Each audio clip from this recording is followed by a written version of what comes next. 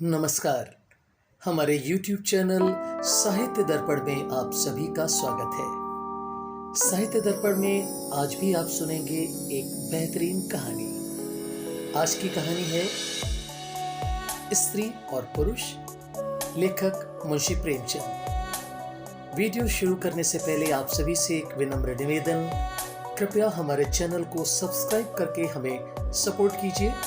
जी हाँ, चैनल को सब्सक्राइब कीजिए और इस नोटिफिकेशन बेल को भी प्रेस कर दीजिएगा ताकि हमारे आने वाले सारे नोटिफिकेशन समय पर आप तक पहुंच सके। और हाँ, अगर कहानी पसंद आए तो वीडियो को एक लाइक जरूर दीजिएगा। अपने फ्रेंड्स और फैमिली मेंबर्स के साथ इस वीडियो को शेयर करना मत भूलिएगा और अपने विचार हमसे साझा कीजिएगा।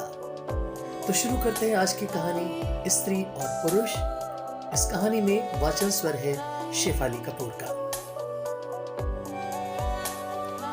विपिन बाबू के लिए स्त्री ही संसार की सुंदर वस्तु थी। वो कवि थे और उनकी कविता के लिए स्त्रियों के रूप और यौवन की प्रशंसा ही सबसे चित्ताकर्षक विषय था। उनकी दृष्टि में स्त्री जगत में व्याप्त कोमलता, माधुर्य और अलंकारों की सजीव प्रतिमा थी। ज़बान पर स्त्री का नाम आते ही उनकी आंखें जगमगा उठती थीं, कान खड़े हो जाते थे, मानो किसी रसिक ने गान की आवाज सुन ली हो। जब से होश संभाला तभी से उन्होंने उस सुंदरी की कल्पना करनी शुरू की जो उनके हृदय की रानी होगी। उसमें उषा की प्रफुल्लता होगी, पुष्प की कोमलता, कुंदन की चमक, बसंत की छवि, कोयल की दनी वो कवि वर्णित सभी उपमाओं से विभूषित होगी। वो उस कल्पित मूर्ति के उपासक थे। कविताओं में उसका गुण गाते, मित्रों से उसकी चर्चा करते, नित्य उसी के ख्याल में मस्त रहते थे। वो दिन भी समीप आ गया था जब उनकी आशाएं हरे हरे पत्तों से लहराएंगी, उनकी मुरादें पूरी होंगी। कॉलेज की अंतिम परीक्षा समाप्त हो गई थी और विवाह के संदेशे आने लगे थे। विवाह तय हो गया।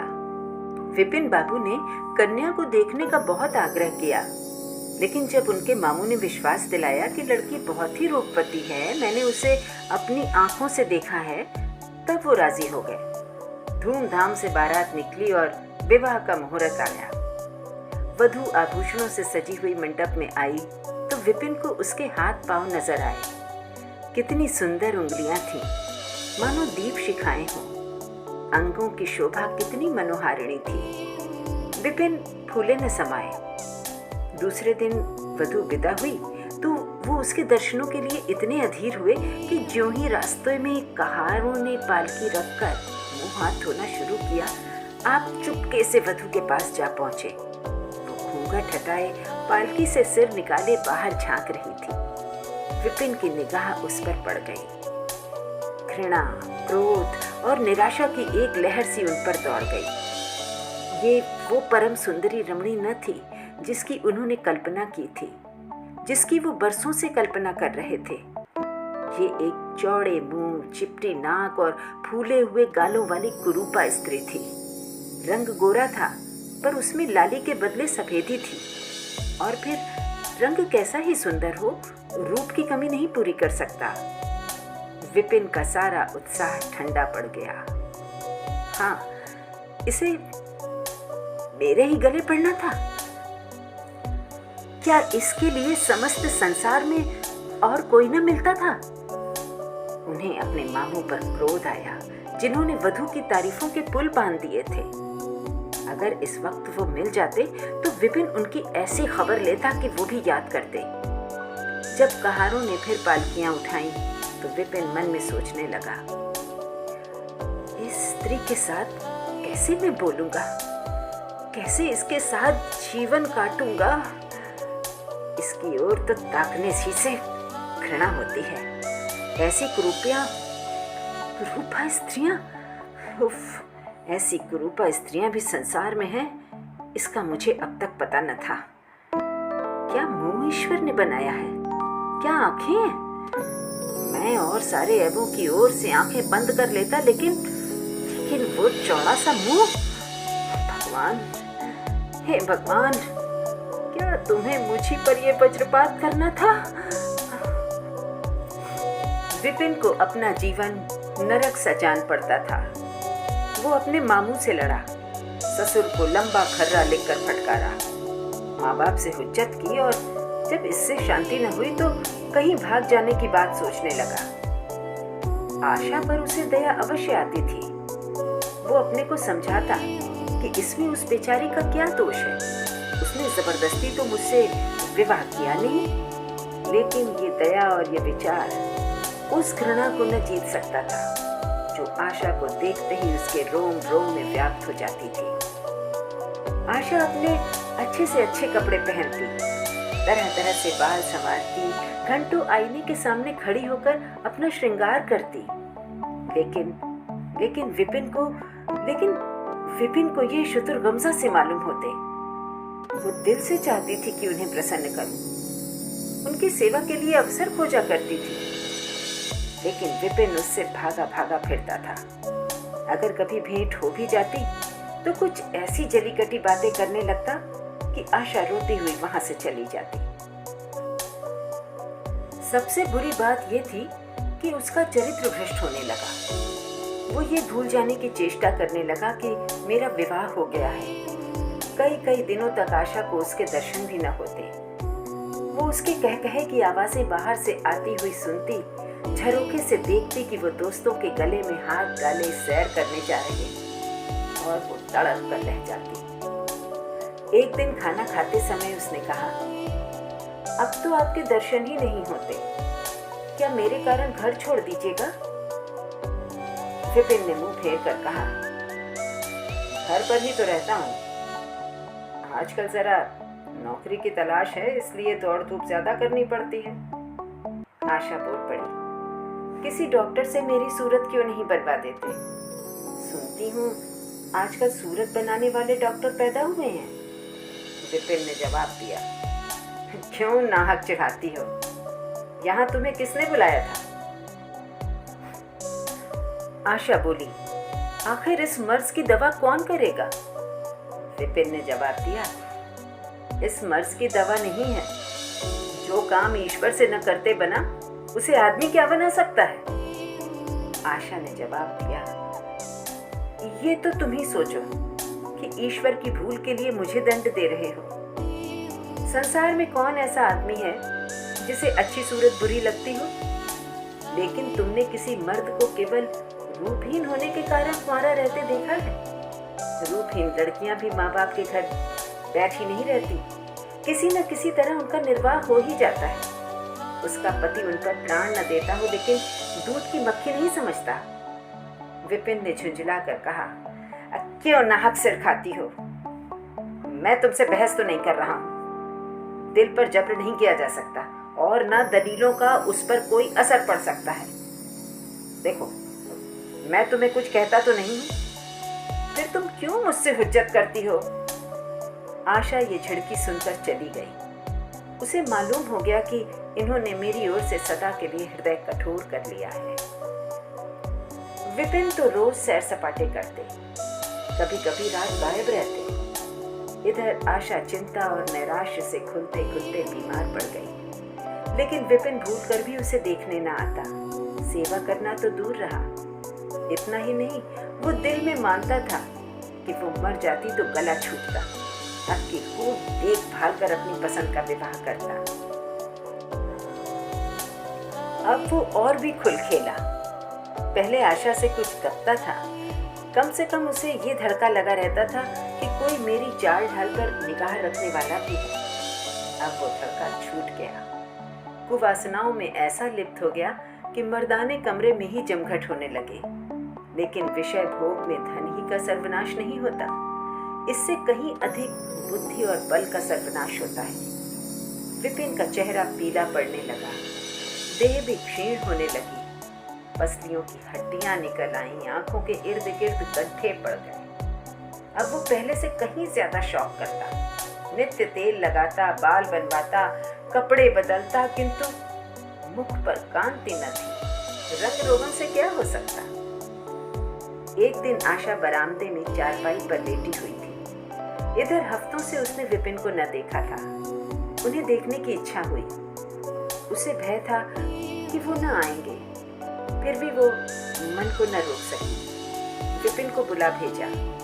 विपिन को भी उस पर कुछ दया आ गई। आकर सामने खड़े हो गए।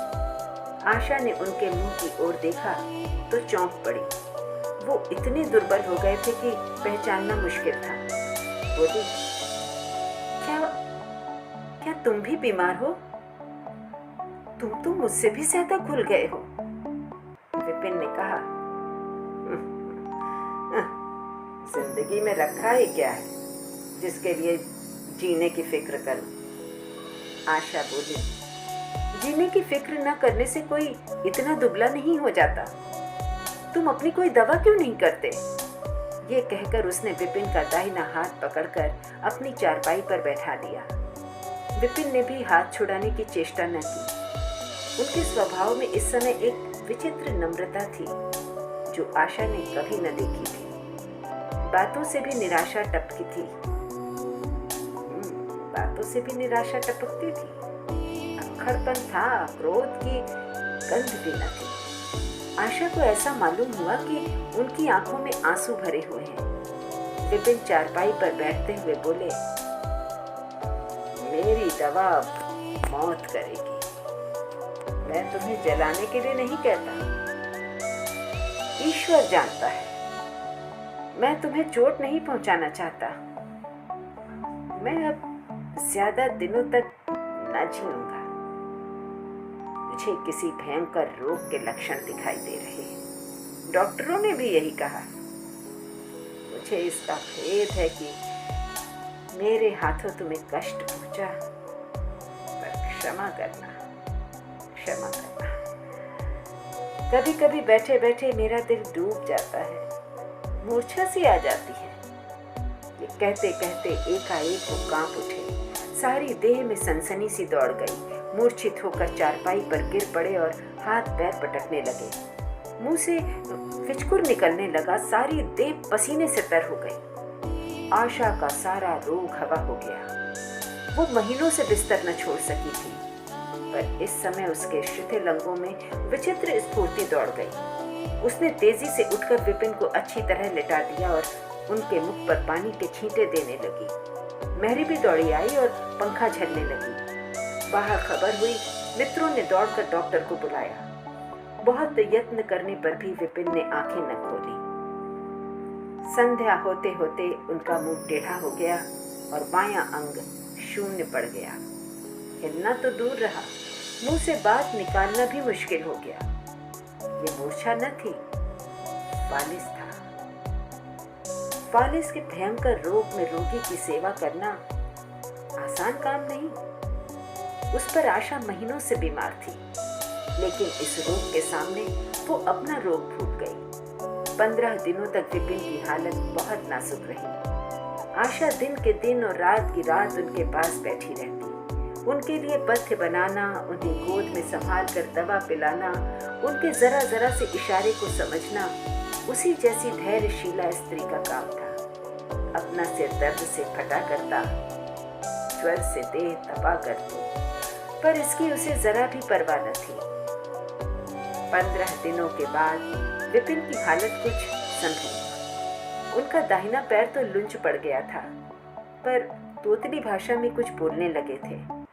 सबसे बुरी गत तो उनके मुख की हुई थी। वो इतना टेढ़ा हो गया था कि जैसे कोई रबर के खिलौने को खींचकर बढ़ा दे। बैटरी की मदद से जरा देर के लिए बैठ या खड़े तो हो जाते थे, लेकिन चलने फिरने की ताकत न थी। एक दिन लेटे लेटे उन्हें क्या जाने क्या ख्याल आया। आईना उठाकर अपना मुंह देखने लगे। ऐसा कुरूप आदमी उन्होंने कभी न देखा था। आहिस्ता से बोले, आशा, ईश्वर ने मुझे गुरूर की सजा दे दी। वास्तव में ये उसी बुराई का बदला है जो मैंने तुम्हारे साथ की। अब तुम अगर मेरा मुंह देखकर घृणा से मुंह फेर लो तो मुझे तुमसे जरा भी शिकायत न होगी। मैं चाहता हूँ कि तुम मुझसे उस दुर्व्यवहार का बदला लो जो मैंने तुम्हारे साथ किए हैं। आशा ने पति की ओर कोमल भाव से देखकर कहा, मैं तो आपको अब भी उसी निगाह से देखती हूँ। मुझे तो आप में कोई अंतर नहीं दिखाई देता। विपिन बोल पड़ा, वाह, बंदर का सा मुंह हो गया है।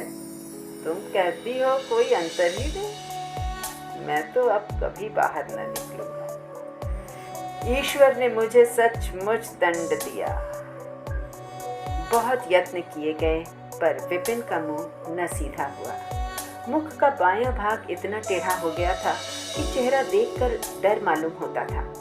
हाँ, पैरों में इतनी शक्ति आ गई थी कि अब वो चलने फिरने लगे। आशा ने पति की बीमारी में देवी की मनौती की थी। आज उसी पूजा का उत्सव था। मोहल्ले की स्त्रियां बनाव सिंगार किए जमा थी। गाना बजाना हो रहा था। एक सहेली ने पूछा, क्यों आशा, अब तो तुम्हें उनका मुंह जरा भी अच्छा न लगता होगा? आशा ने गंभीर होकर कहा, मुझे तो पहले से कहीं अच्छा मालूम होता है। चलो, बातें बनाती हो। नहीं बहन, सच कहती हूँ।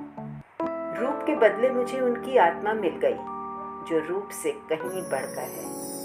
विपिन कमरे में बैठे हुए थे। कई मित्र जमा थे। ताश हो रहा था। कमरे में एक खिड़की थी जो आंगन में खुलती थी। वो इस वक्त बंद थी। एक मित्र ने चुपके से उसे खोल दिया और शीशे से झांककर विपिन से कहा, आज तो तुम्हारे यहाँ परियों का अच्छा जमघट है। विपिन ने कहा, बंद कर दो जी, जरा देखो तो कैसी कैसी सूरतें हैं। तुम्हें इन सबों में कौन सबसे अच्छी मालूम होती है? विपिन ने उड़ती हुई नजरों से देख कहा, मुझे तो वही सबसे अच्छी मालूम होती है जो थाल में फूल रख रही है। वाह रे आपकी निगाह, वाह, क्या सूरत के साथ तुम्हारी निगाह भी बिगड़ गई। मुझे तो वो सबसे बदसूरत मालूम होती है, इसलिए कि तुम उसकी सूरत देखते हो और मैं उसकी आत्मा देखता हूँ। अच्छा, यही मिसेस विपिन है? जी हाँ, ये वही देवी है। तो ये थी आज की कहानी। हिंदी के महान साहित्यकारों की अमर रचनाओं का वाचन सुनने के लिए हमारे YouTube चैनल साहित्य दर्पण को सब्सक्राइब कीजिए। एक नई कहानी के साथ फिर मिलेंगे। नमस्कार।